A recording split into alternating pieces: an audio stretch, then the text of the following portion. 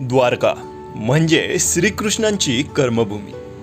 द्वारकेत श्रीकृष्णांचे प्रमुख दोन स्थान आहेत. एक स्थान गोमती द्वारका धाम आहे, तर दुसरे बेट द्वारकापुरी आहे.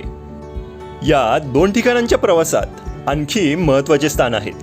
त्यात रुक्मिणी मंदिर, नागेश्वर ज्योतिर्लिंग, गोपिका तलाव येते. मागच्या व्हिडिओमध्ये आपण गिरनारवर आलेले दत्त महाराजांचे साक्षात्कार बघितले. सोमनाथमध्ये देखील देवांची साथ बघितली. आता द्वारकेत द्वारकाधीश किती चमत्कार दाखवतात, किती ओळखीच्या व्यक्तींना भेटवतात हे तर बघणार आहोतच.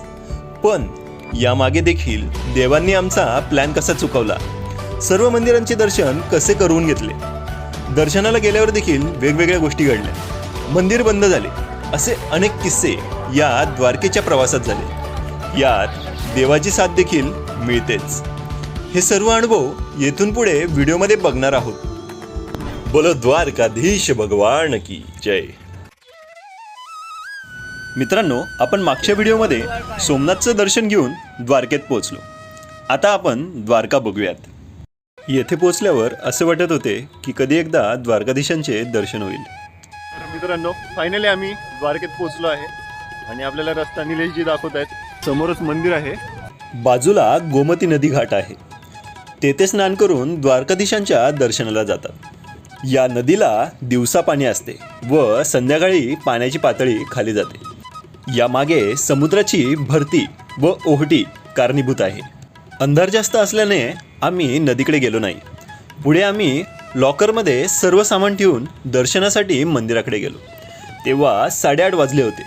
मंदिर 9 वाजता बंद होणार होते. दर्शनाच्या रांगा खूप लांबपर्यंत होत्या. असे वाटले आज दर्शन होणारच नाही. तरीही आम्ही दर्शनासाठी रांगेत थांबलो. आतल्या परिसरात गेल्यावर मंदिर बघून थक्कच झालो. कारण मंदिर इतकं जुनं आणि तेही 5 मजले वरपर्यंत बांधलेलं होतं. त्याच्याही वर मंदिराचा भला मोठा कळस होता. हे जुन्या काळी कसं बांधलं असावं याचं आश्चर्यच वाटतं. मंदिर बंद होण्याच्या वेळी आम्ही मंदिराच्या गाभाऱ्यात पोहोचलो. डोळे भरून द्वारकाधीशांचे दर्शन घेतले व बाजूला शंकराचार्यांच्या 4 शक्तिपीठांपैकी एक असलेल्या शारदापीठात दर्शन घेतले व मंदिर बंद झाले. 4 धामांपैकी एक असलेले गोमती द्वारका धामाचे दर्शन करून मन प्रसन्न झाले होते. बाहेर आम्ही जेवण केले व रूम सापडून तेथे आराम केला. दुसऱ्या दिवशी निलेशजी इथेच राहणार होते व आम्ही सकाळच्या रेल्वेने ओका स्टेशनकडे जाणार होतो व बेट द्वारकेत दर्शन करून पुन्हा परतीच्या प्रवासाला जाणार होतो. तेव्हा निलेशजींनी सांगितले की इकडे रुक्मिणी मंदिर, नागेश्वर ज्योतिर्लिंग, गोपी तलाव आहे, ते पण करा. पण आम्ही रेल्वेने बेट द्वारकेला जायच्याच तयारीत असल्याचं सांगितलं. मी आणि अनिकेतने पहाटे उठून आवरलं व निलेशजींना येतो म्हणून तिथून निघालो. पुढे रस्त्यात एक पण रिक्षावाला आम्हाला स्टेशनवर सोडायला तयार नव्हता. सगळे रुक्मिणी मंदिर, नागेश्वर ज्योतिर्लिंग करून बेट द्वारकेला यायचं का बोलत होते. शेवटी रेल्वेचा वेळ होऊन गेला व रेल्वे हुकली. मग आम्ही रिक्षाने जाण्याचं ठरवलं. देवाला दर्शन करवून घ्यायचं असेल तर तो कसाही करून घेतो हे मला या प्रवासात कळालं. रिक्षात बसून आम्ही रुक्मिणी मंदिराकडे निघालो. या मंदिरामागे खास कहाणी आहे. आता आपण रुक्मिणी माता द्वारकाधामपासून लांब का आहेत हे जाणून घेऊया. द्वारकेला दुर्वास ऋषींचा श्राप आहे की येथे द्वारकेच्या परिसरात पिण्याचं पाणी मिळणार नाही. येथे बाहेरून पिण्याचं पाणी टँकरने येते. या मागची कहाणी थोडक्यात जाणून घेऊया. एके दिवशी प्रभू श्रीकृष्ण व रुक्मिणी माता दुर्वास ऋषींकडे गेले. तेथे त्यांनी दुर्वास ऋषींना आपल्या महालात भोजनास यावे असा आग्रह केला. दुर्वास ऋषींना प्रभू श्रीकृष्ण हे गुरु मानायचे. तेव्हा दुर्वास ऋषी म्हणाले की मी येतो, पण तुम्ही ज्या रथात आले आहात तो रथ तुम्हाला दोघांना ओढावा लागेल. तर दोघे तयार झाले व रथात दुर्वास ऋषींना नेऊ लागले. पुढे रुक्मिणी मातेला तहान लागली. तर प्रभू श्रीकृष्णांनी जमिनीवर अंगठा मारून गंगेला प्रगट केले व दोघांनी तहान भागवली. पण दोघांनी दुर्वास ऋषींना पाण्यासाठी विचारले नाही. तेव्हा दुर्वास ऋषींनी दोघांना 2 शाप दिले.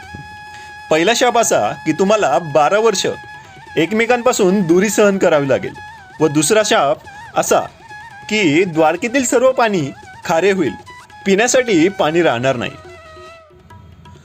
त्यानंतर माता रुक्मिणींनी येथे 12 वर्षे तपश्चर्या करून दुर्वास ऋषींना प्रसन्न केले व पुन्हा द्वारकेत गेल्या. यामुळे येथे रुक्मिणी मंदिर बांधण्यात आले. या ठिकाणी जलदानाला खास महत्त्व दिले जाते. हे मंदिर फारच सुंदर बांधलेले आहे. मंदिरावरील नक्षीकाम बघण्यासारखेच आहे. येथे प्रसाद म्हणून देखील पिण्याचं पाणी दिले जाते. येथे दर्शन घेऊन पुढे आम्ही नागेश्वर ज्योतिर्लिंगाकडे निघालो. हा थोडा लांबचा रस्ता होता, पण या ठिकाणी पुन्हा एक चमत्कार घडला. ते पुढे मी दाखवणारच आहे. या ज्योतिर्लिंगाविषयी थोडा संभ्रम आहे. काही लोक औंढा नागनाथला 12 ज्योतिर्लिंगांपैकी एक मानतात, तर काही लोक नागेश्वर ज्योतिर्लिंगाला 12 ज्योतिर्लिंगांपैकी एक मानतात.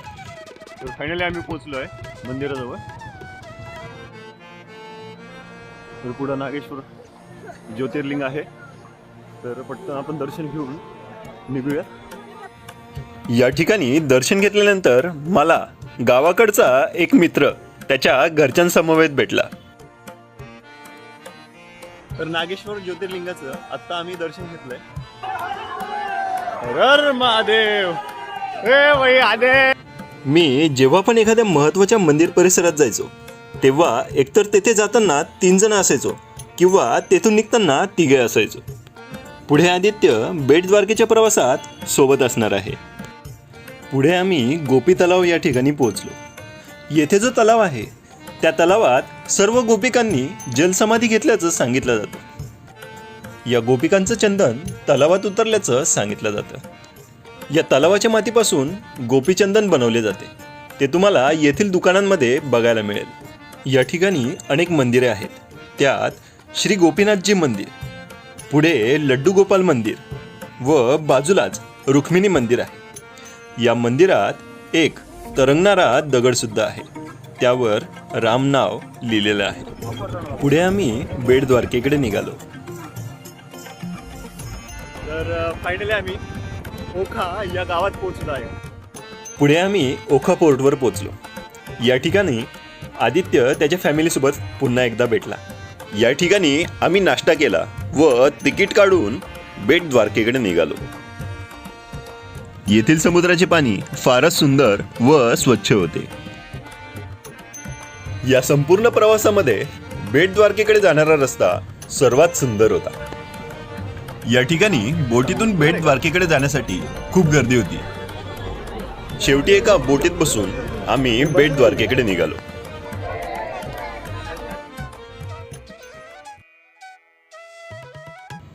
बोटीतून जाताना पक्ष्यांचा झुंड हा बोटीवरती फिरत होता. त्यांना खाण्यासाठी काही वरती फेकले तर ते पटकन चोचीने पकडत असे.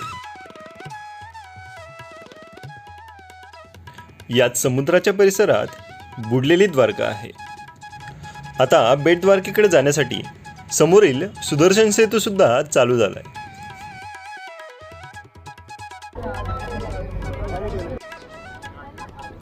पुढे आम्ही बेट द्वारकेत पोहोचलो.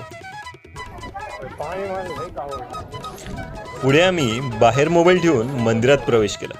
मंदिरात गेल्यावर येथील पुजारी घडलेल्या गोष्टींची माहिती सांगत होते. रांग खूप मोठी होती व पुजारीपासून आम्ही खूप मागे होतो. मी आदित्यला सहज बोललो, ती माहिती सांगताय पण इथे काहीच ऐकू येत नाहीये.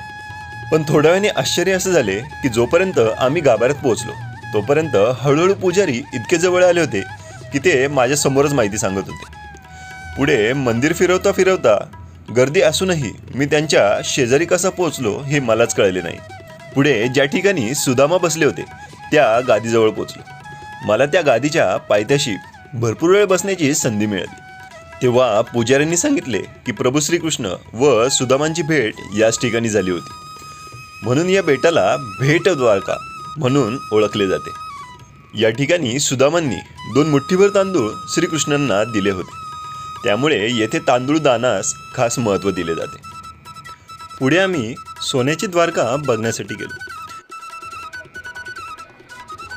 या ठिकाणी प्रभू श्रीकृष्णांच्या जीवनातील मूर्तिचित्रे तयार केलेली आहेत. हे बघून आम्ही परतीच्या प्रवासाला निघालो. आदित्य बाय, भेटूया आता. बाय बाय बाय शिवरा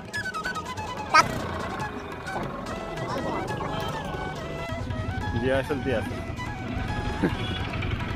एका स्टेशनपासून आम्ही पुढे निघालोय आता. तर पुढे आपण आता अहमदाबादकडे जाणार आहोत. गाडी आत्ताच निघाली आहे.